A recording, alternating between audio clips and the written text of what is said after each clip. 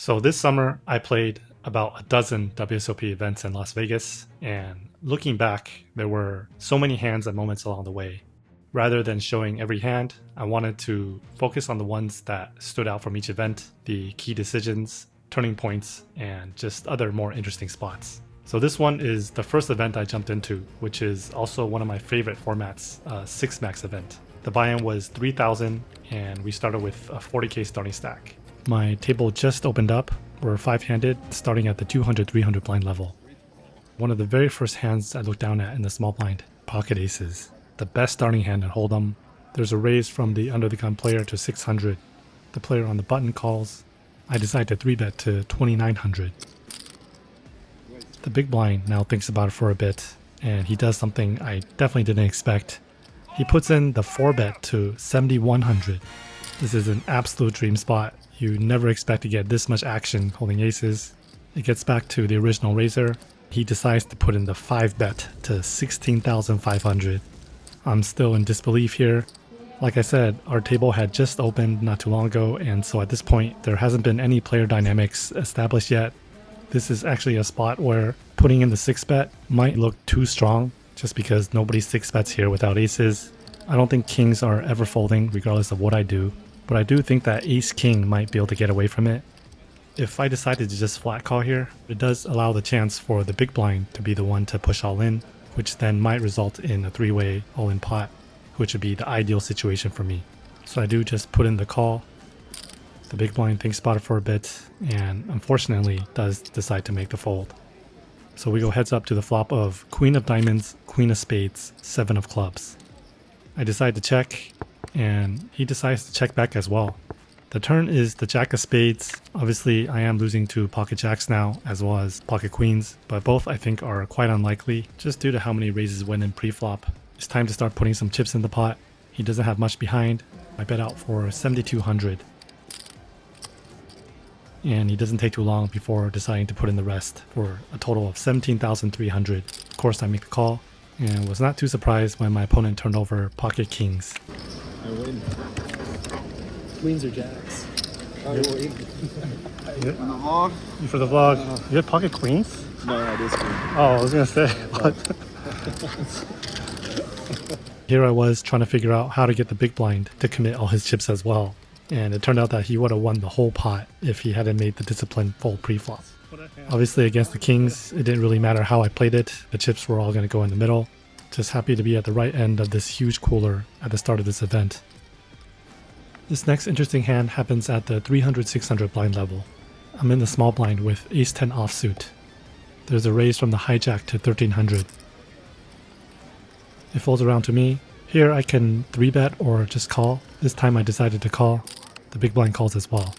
We go 3 ways to the flop of ace of hearts, ace of spades, 7 of diamonds, giving me trip aces with a 10 kicker. I decided to start with a check. The big blind checks. The original raiser checks as well. The turn is the deuce of spades. It's time to start putting some chips into the pot. I bet out for 1,800. 18? Hoping to get called by pocket pairs like pocket 8s, pocket 9s, or backdoor flush draws like king jack suited, queen 10 suited. The big blind does fold. The hijack decides to make the call. The river is the 3 of diamonds. If the hijack was bluff catching the turn with a pair, I can certainly continue to target that range and get value on this river. I bet out for 4,300. My opponent thinks about it for a bit and eventually decides to raise to 15,500. A pretty large raise, over 3.5x my bet.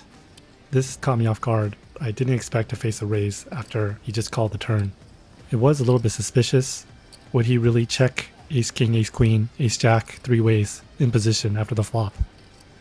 After thinking a little bit more deeply about this hand, I think the biggest indication of strength was that in this hand my opponent chose a line that was passive by checking the flop and just calling the turn.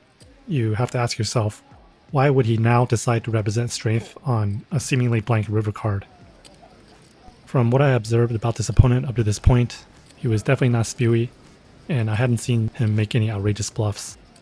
While my hand is very strong in an absolute sense, it's really now just a bluff catcher.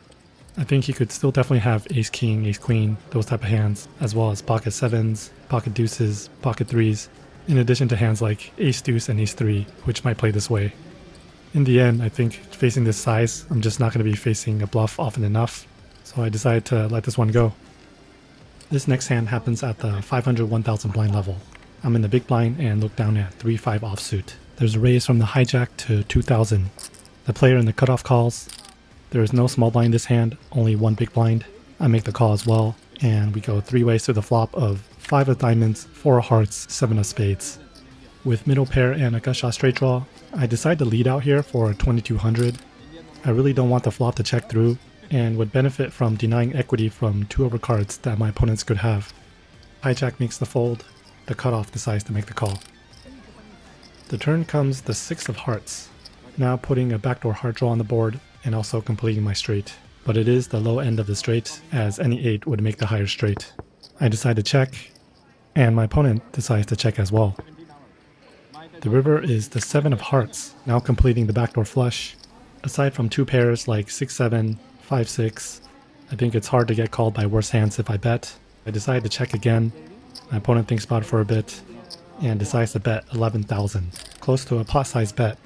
Now this is against the same opponent as last hand. I've already made one big fold against him. I really don't want to pay him off here, but I do end up putting in the call as I've underrepresented my own hand. But he turns over Jack 10 of hearts, backdoor flush.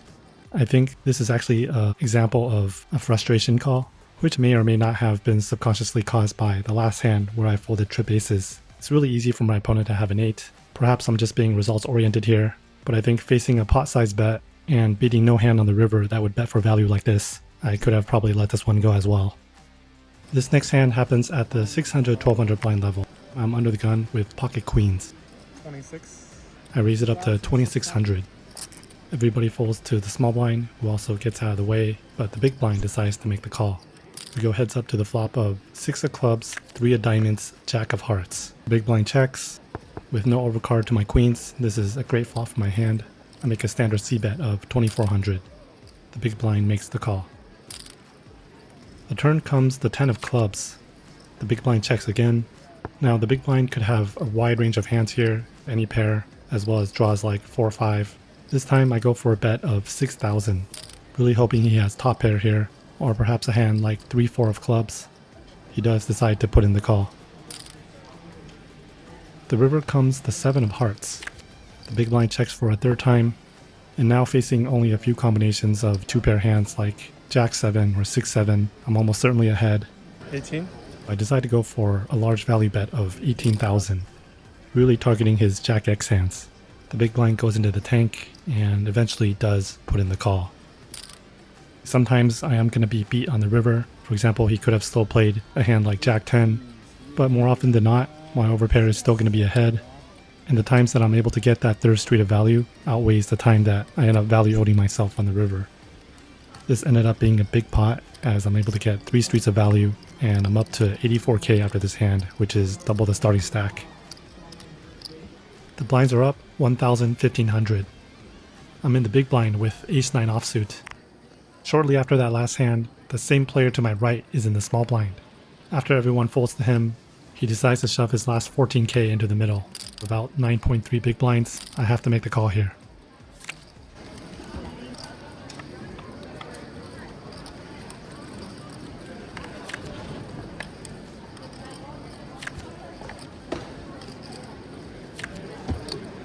He gets saved by the king on the flop and gets a full double up from me. A few hands later, I get tangled up with him again.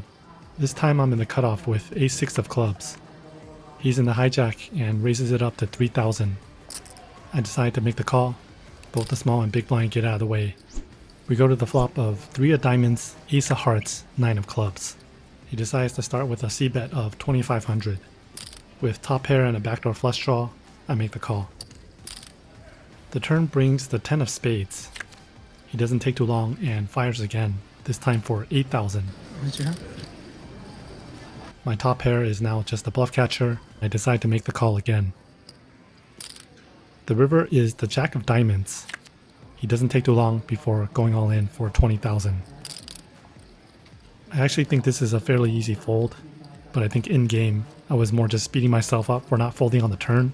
After calling the flop, once the turn wasn't a 6 or a club, I should have been out of there. Also, I think just considering the fact that this player had just doubled up off me, generally speaking, I think players are just less likely to bluff it off here. And with this run out, even if he had a hand like King Queen and was bluffing the turn, that also made a straight. There really isn't any logical bluffs. I'm probably taking a little bit too long here. But I do eventually make the reluctant fold. Next hand, I'm in the cutoff with King Queen offsuit. Everybody folds to me and I raise it up to 3,000. The button to my left decides to 3-bet to 8,000. Both the blinds fold and the action is back on me.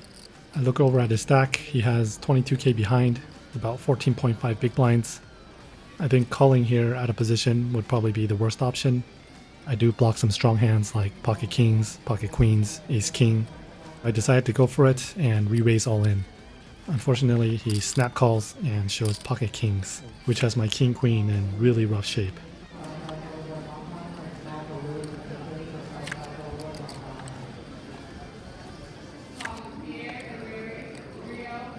So without being results oriented, was my king queen off a good 4-bet jam here?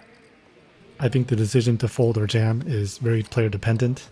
I'll admit that in this situation, I probably didn't have enough information to conclude that this player was aggressive enough and 3-betting often enough for me to be jamming with king queen offsuit. A few hands later, blinds are up again, 1k, 2k. I pick up king 9 offsuit in the small blind. It folds around to me, and I shove for my last 18k. The same player who just had the kings against me is in the big blind and calls it off with ace 8 offsuit.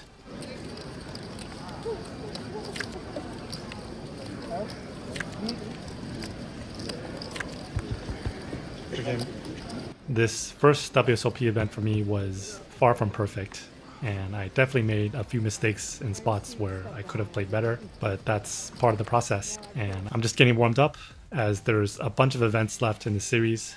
As always, comments and suggestions are always welcome. Thanks for watching, guys, and I'll see you guys in the next one. Thanks for watching. Don't forget to like, subscribe, and hit the notification bell.